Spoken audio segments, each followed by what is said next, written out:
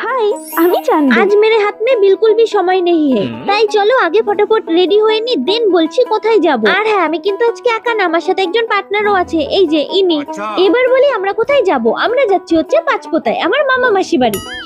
ইয়ে মানে আমার মাসি বাড়ির মামা বাড়ি পাশাপাশি, তো তাই বললাম। দেখো এত কথা বলতে বলতে আমরা দুজন কিন্তু ফুল রেডি, আর আমরা দুজন বেরিয়েও পড়েছি। আর বেরিয়েই ভাই বোনদের জন্য টুকটাক কিছু খাবার দাবার নিয়ে নিলাম। তারপর हम लोग ওয়েট করছিলাম অটোর জন্য। कुछ टाइम के अंदर ऑटो आ गया, देन हम लोग দাঁড়াও বলছি মানে এটাই, আমরা অটোতে উঠেও ছিলাম আর 30 মিনিটের মধ্যে চলেও এসেছি, কারণ ঠাকুরনগর থেকে পাঁচপোতা আসতেই 25 থেকে 30 মিনিটই লাগে।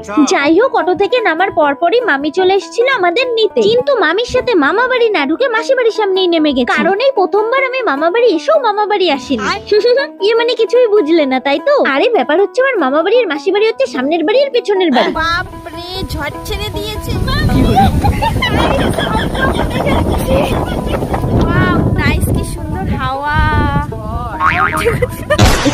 ও মাই গড, এত সুন্দর পরিবেশ, এত সুন্দর প্রাকৃতিক দৃশ্য দেখলে কার মন খুশিতে ভরে উঠবে না বলো তো দেখি। আর ঠিক এই কারণেই আমার মামা বাড়ি আমার সব থেকে পছন্দের জায়গা। জানো তো, আমার বয়স 20 বছর হওয়া পর্যন্তই মামা বাড়ি, দিদা দাদু সমস্ত কিছু আমার একার ছিল। তারপর কোত্থেকে এই ছোট্ট পুচকে বাচ্চা গুলো হাজির হয়ে আমার থেকে সব কেড়ে নিয়েছে।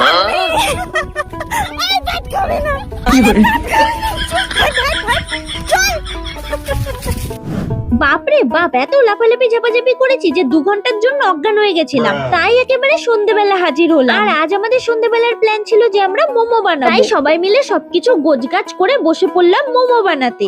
আর এই মোমো বানাতে বানাতে যে কত রাত হয়ে গেছিল কি বলবো, কারণ আমার মামা বাড়ি আর মাসি বাড়ি মিলিয়ে মোমো খাওয়ার লোকের অভাব নেই।